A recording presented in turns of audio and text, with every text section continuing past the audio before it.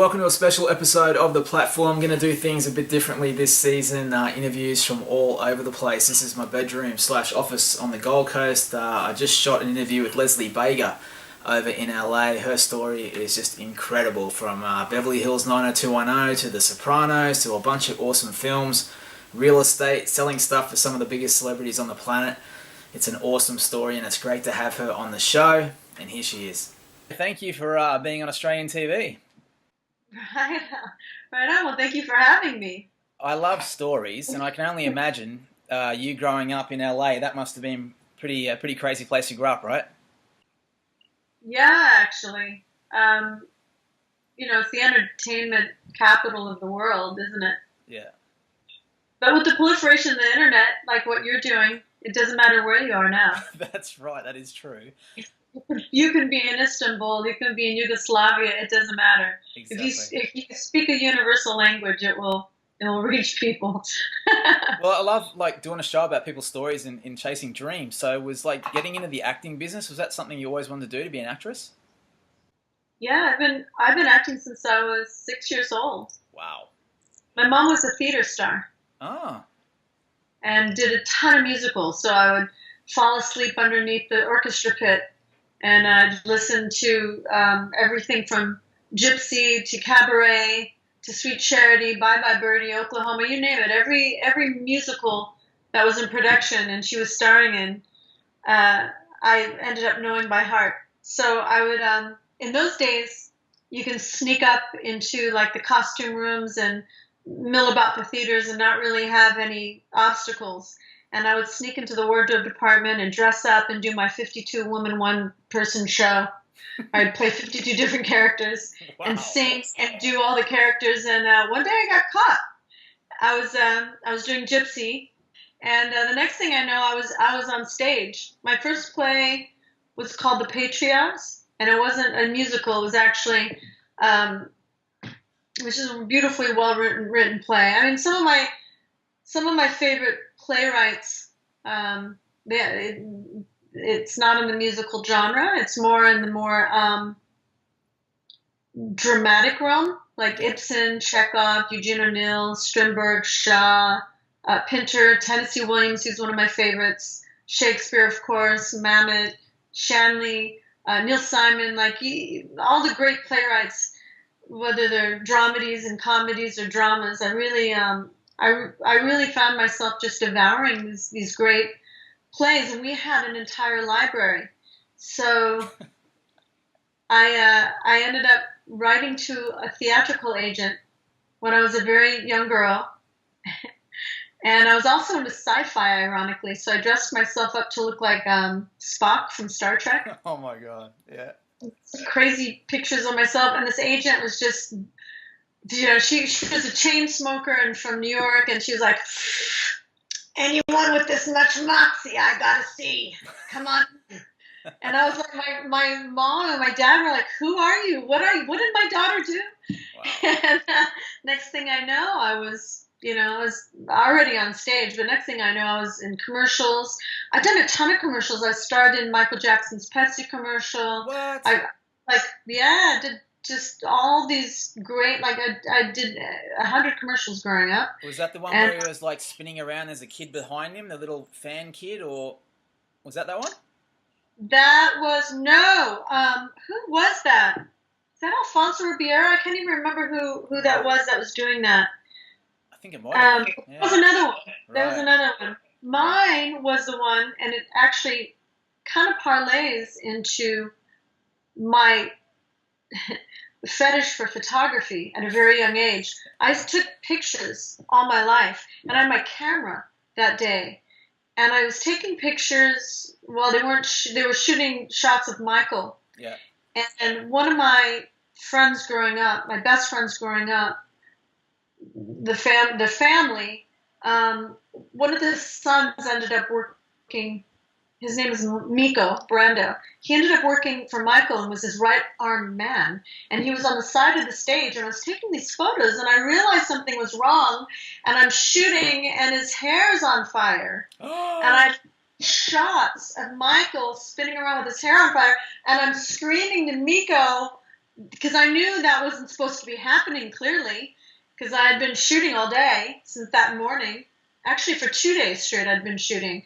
And Miko ran out from the side of the stage, threw himself on top of Michael, and put out the fire with his body. I saw footage of that. That's like a crazy story that you were there capturing that. Yeah. Oh my god. That's the story.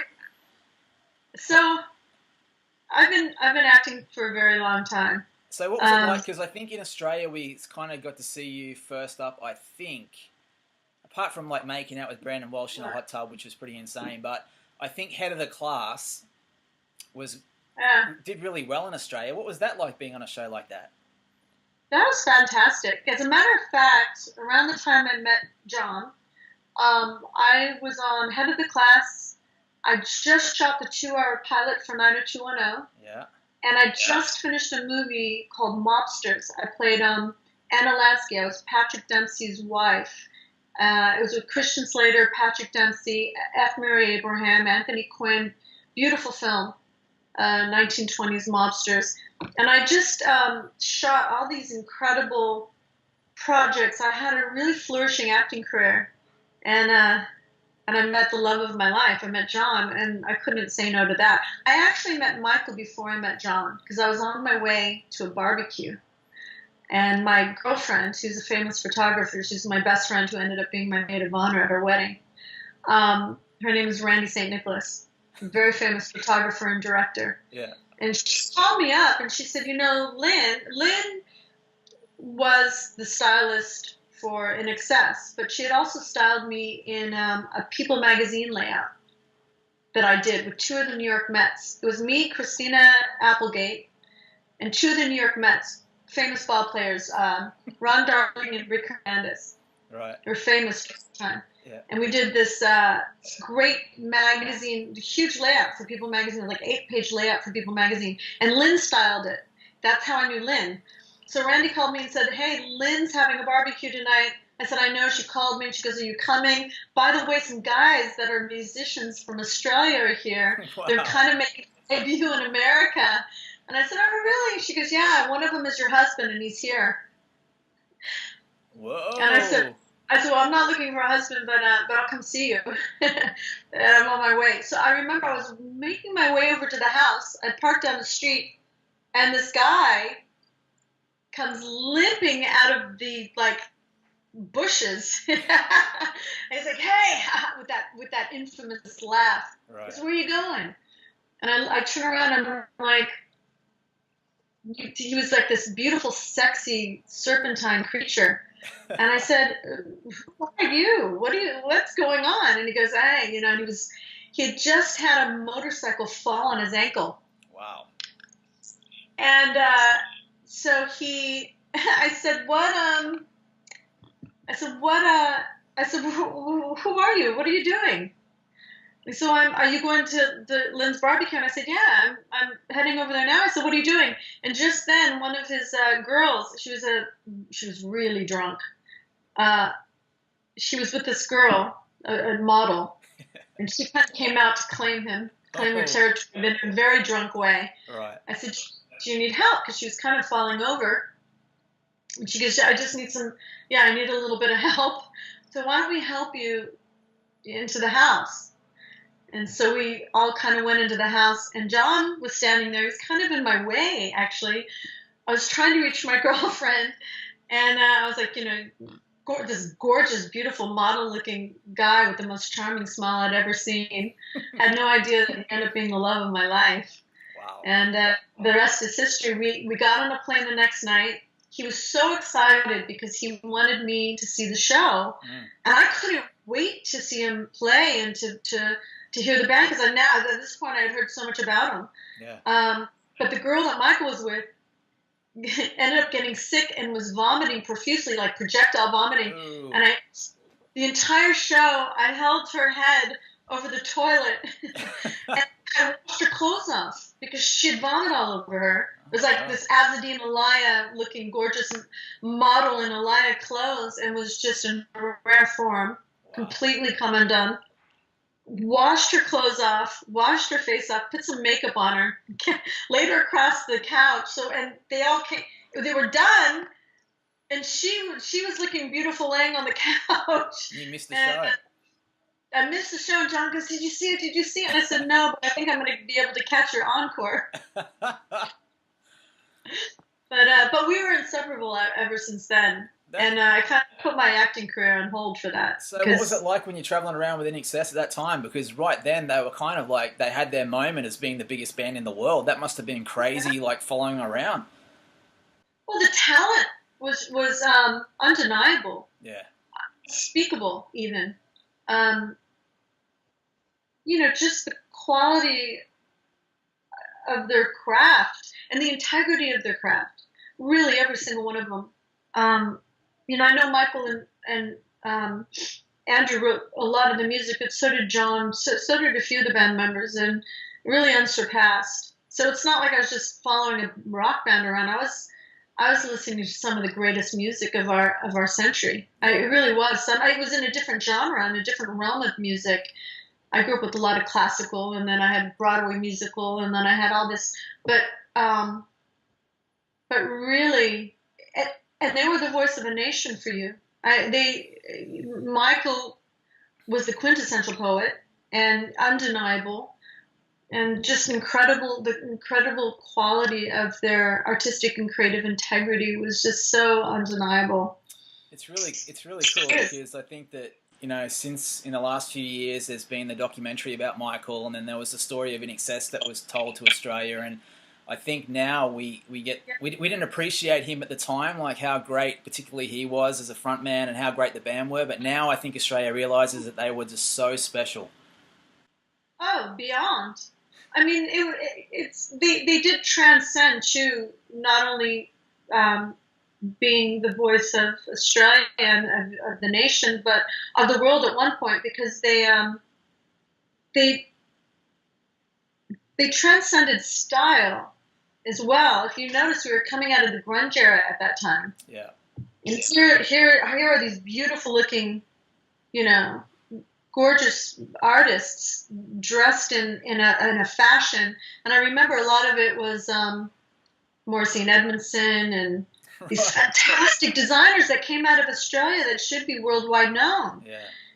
And we used to go in. They used to create these incredible styles for us. Really, just so much talent in everyone that comes out of Australia, and needs to be seen more.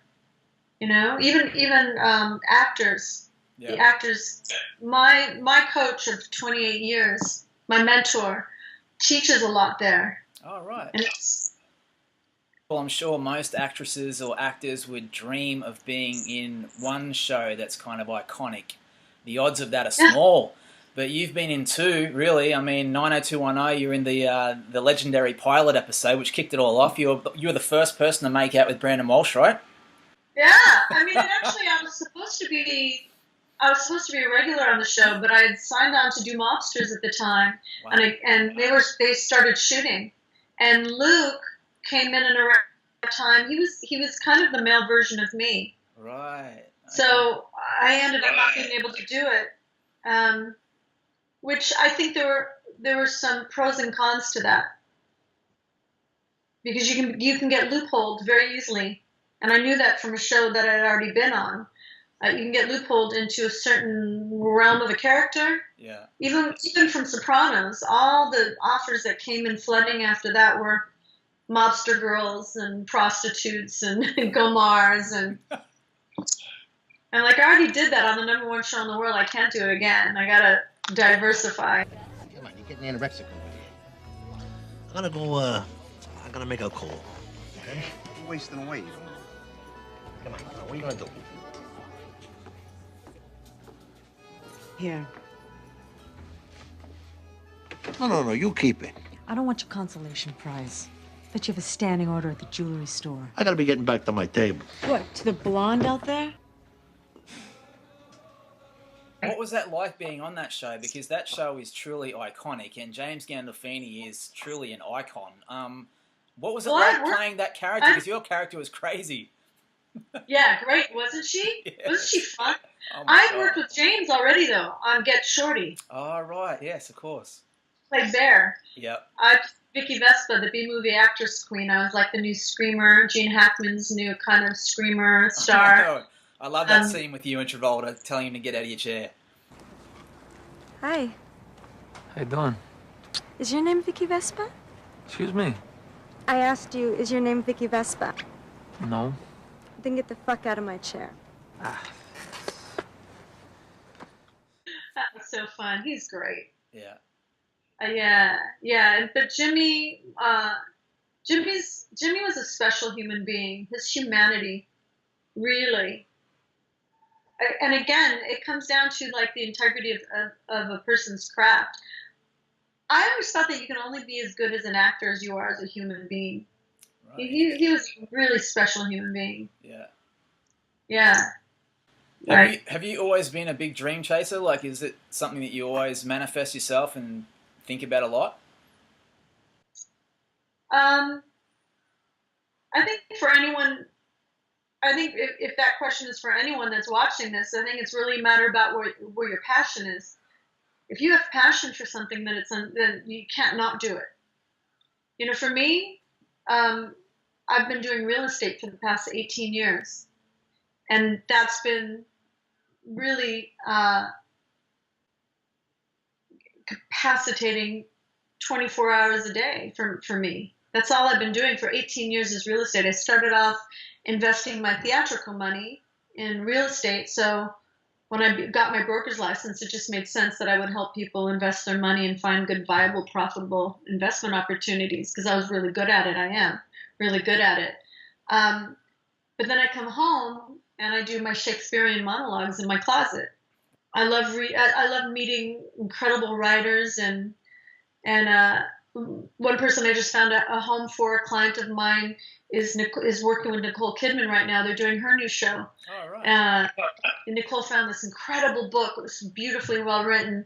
And my client had done a lot of programs in Australia. Gorgeous writer, like beyond. And Nicole, being such an incredible artist that she is, recognized her talent and called her and said, "Hey, do you want to come out to LA and let's write this?" So I found her house for her, and they walked into Netflix, and they're doing a new show for Nicole's doing a new show right now. I'm not going to give you any spoiler alerts, but it's interesting how the industry is such it's a small net like kind of unit. Yeah. I helped sell Tom Cruise's house. I sold all of Johnny Depp's penthouses. I worked on Cher's house. Like it's just all the cast from the Sopranos. I worked on all their properties. Wow. Helped buy and then helping them sell. And what's the craziest house you've sold? Like what kind of price range are we talking? Oh, craziest price range. That's a great question. One of them was a development property that they ended up developing a massive estate on, and that was a $50 million estate. But I got the property sold. It was unentitled land, so it took about 5 years. By the time they got the plans, the permits, their entitlements, it ended up being quite a profitable investment opportunity for the developers. Right. And then, what Cher's home, was one that was up there as well. What's obviously you spent a lot of time in Australia. What's your favorite things about Australia? Oh, the people. Yeah. Conversations. Yeah, so down to earth, so cool, so real, so upfront, genuine. Some of my best friends are still there, and I miss them so much. I constantly FaceTime with them, talk with them, email with them.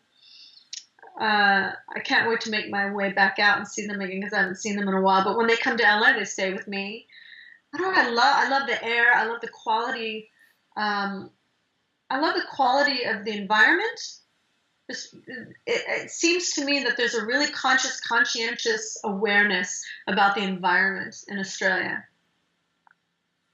Fresh air, beautiful people, great fresh food. What is there not to love about Australia? Even the ocean, which is really super freezing cold, I still love it. Nice. So where are you located? Where do you live? I'm on the Gold Coast. Ah, right. Beautiful. Yeah, I'm sure you've been here, right? Oh yeah, of course. I've been everywhere. Adelaide, Perth, Melbourne, Yep. Sydney. Nice. Yeah. So Gorgeous. you've been a bit of a real estate guru for so long now, but I see in your credits that have you just shot the Tarantino film? Had a little role in there? Yeah. I met Quentin through Penny Marshall. Oh wow. She's a I legend. was at yeah. Mm. Oh yeah. I grew up with her. I mean, I grew up watching her. Wow. I was at an event, and she did Get Shorty. She played one of the directors on Get Shorty. Yeah. So I knew her from Shorty. I was at an event, and we were at a table, and she knew Quentin. And I said, Penny, you got to introduce me to Quentin. I said, he's one of my favorite filmmakers of all time. And I said, I can't believe he's sitting right here. She goes, well, you know, The Sopranos is one of his favorite shows. And I said, what? Wow. She goes, yeah. She goes, you want to meet him? And I was like, hell yeah. Yeah. Hell yeah. So one of the things I said to him, I said, I don't know when it's going to be. It might be 10 years from now, but I need to work with you. I don't care if it's being a script supervisor. I need to work with you. And I said to him, I was a cinema major and a drama minor from USC. Yeah. And he goes, and that literally blew his top. I mean, he hugged me and kissed me and he said, I can't believe that you were, and he goes, we'll work together one day. So this came around, and it was under another name, and it was a Latin name. All right. I was like, this is like a really interesting project. Yeah. I don't know what it is, but I sent my material in, and I knew the casting director is one of my favorite casting directors, and I said, I've never read with you, I've never worked with you, but if you even consider reading me for a background extra, I don't even care, you know. Yeah. The next thing I know, I was cast. I didn't even audition. It was very strange. I got a call saying I was going into wardrobe. And you know, look, I might even be completely cut out of the thing, but it was, you know how he puts himself in each one of his films. He always has some sort of cameo. Yes. So fortunately, the scenes that I did he was in them. Oh, So I know at no one way you were point getting something. cut then. Nothing is about to see me. Yeah. What's it like being on set with him then? Like, that's a pretty big, that's a major film. So what's it like when you're actually on set? Watching a genius. Really? Watching a genius create. Can you imagine watching Picasso or listening or watching Mozart write a piece or watching any genius master of their craft create? And it was interesting too because it's a period piece. Yeah. So he shot on real film. Wow. Real stock material film. So watching him change the canisters was so nostalgic for me because I grew up with that. Yeah. But watching him work, it's watching a master at work. And I hadn't seen Brad Pitt in a really long time because he played my boyfriend on Head of the Class. That was one of his first projects. I actually helped get him in for that. His manager came to work with my manager at the time. My manager handled the Brat Pack. I mean, she had everyone from Robert Downey Jr., Sarah Jessica Parker, Virginia Madsen, Pete Berg, who's a huge director now. Jen Nelson at the time was a Brat Packer. She had all of us under her, in her little harem. And Cynthia, who was Brad's manager, came in. She had one client, never worked, and she said, what am I going to do with this guy? I got to get her. She's great. And I was in the office that day, hanging out with my manager. I had nothing to do. And I said, they're casting my boyfriend for Head of the Class. Why don't we get him in? So it happened. And I hadn't seen him since 1990. Wow. Yeah. And all of a sudden I'm working with him on this. And he looked at me and he goes, oh, wow. Wow. That's so cool. What advice would you have for young girls that are, they see what you've done and they're like, wow, that's a dream life, really, what you've achieved so far? And what advice do you have for them, like getting into the business or making a mark? I would say stay steadfast to your craft, to your artistic and creative integrity. And if you're going to do it, make sure you're not a hack at it. Make sure you know everything about it. One thing that I really realized especially in all the studying throughout my life that I did. I realized what I didn't know. And that was really important because when you're young, especially for the young, gorgeous actors out there, you've got predators in every realm. Even with the proliferation of all the sexual harassments that have come into light, you still have it out there. And you don't know who you can trust. You don't know who's real or not. You just got to make sure that you don't fall into a category to where you're not taken seriously. Because your craft has to be more important to you than a little statue that you might win. Your craft has to be so important to you that you won't trust another person to the role.